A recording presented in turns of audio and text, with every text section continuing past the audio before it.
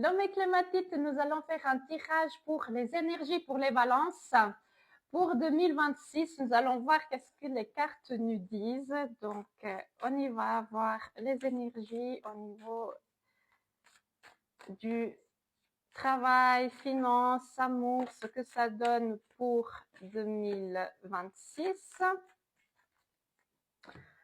En attendant, pour plus de contenu comme ça, n'hésitez pas à mettre un like, à vous abonner à cette chaîne, à mettre en commentaire ce que vous avez pensé. Pour moi, c'est très important. Alors, au niveau des énergies, on vous demande de lâcher des choses pour reconstruire après derrière.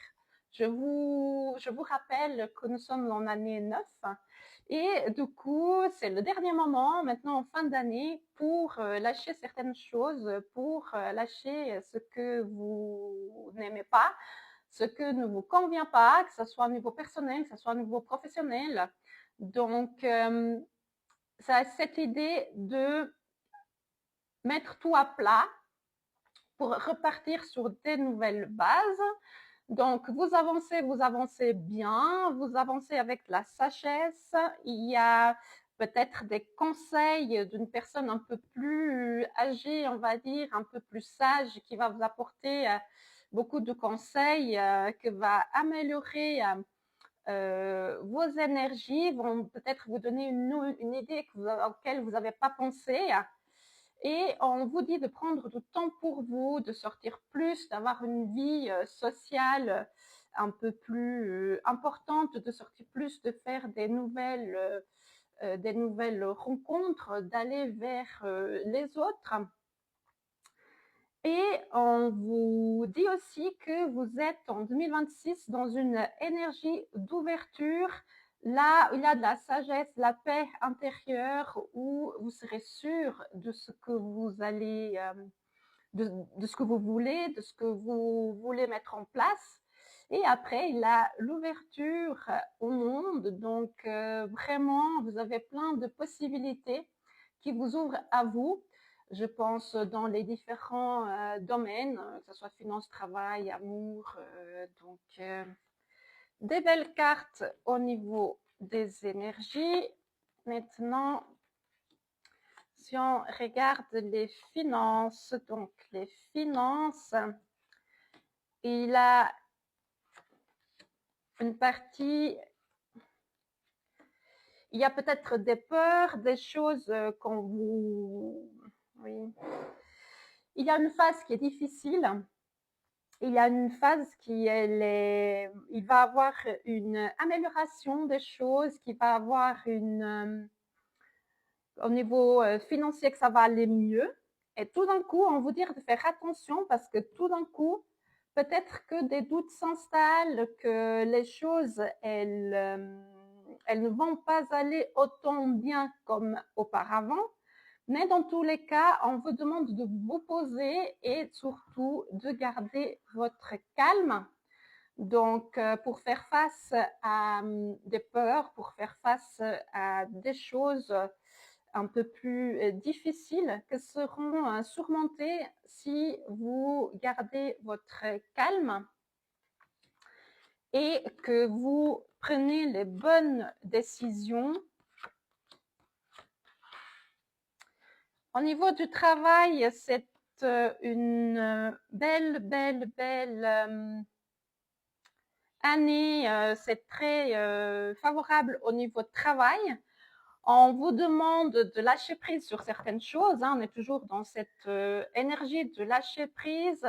Il va y avoir une phase où vous vous sentez un peu perdu, mais après, vous arrivez à vous poser, à avancer, à mettre les choses en place. Donc, si vous voulez changer de travail, c'est une période qui est favorable.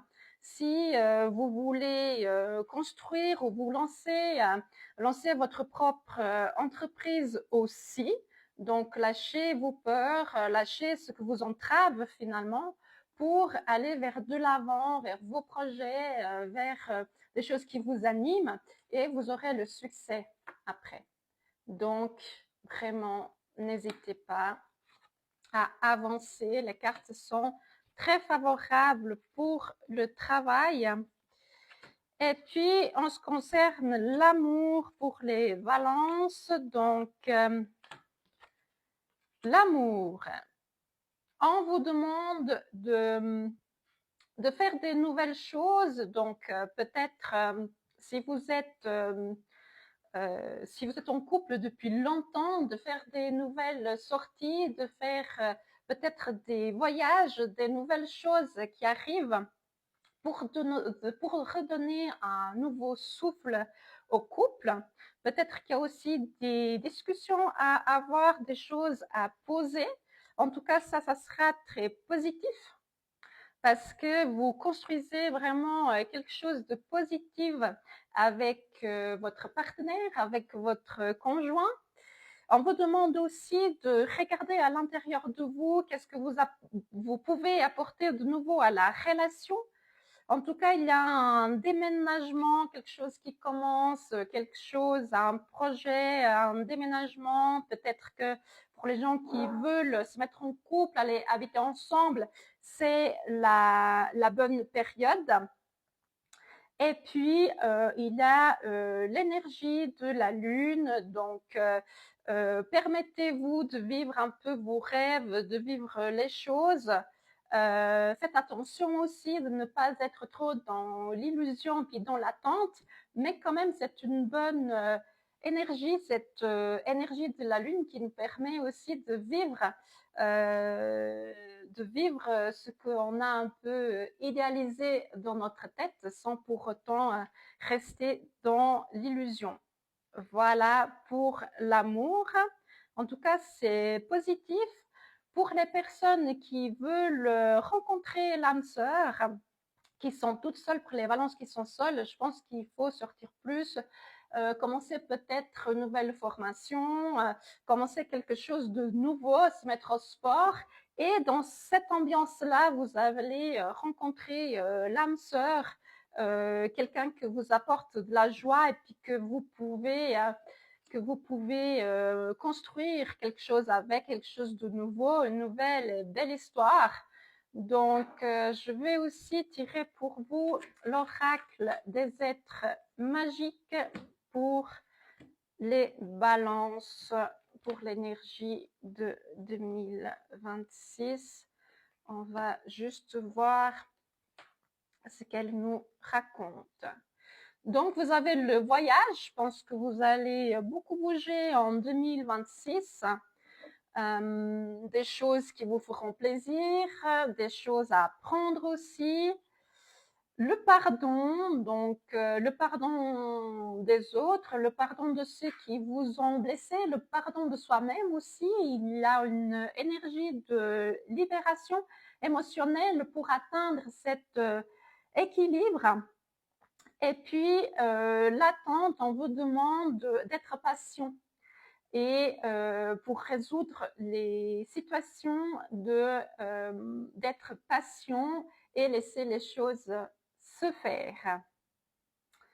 On va voir l'énergie des plantes, quel message des plantes a à être passé pour les balances.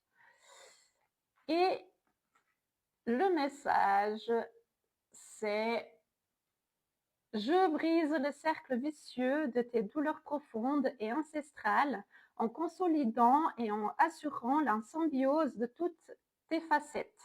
Évitons ici l'amplification du problème. Waouh! Donc, c'est vraiment, je coupe ces cercles vicieux. Vous voyez, ça va avec le pardon.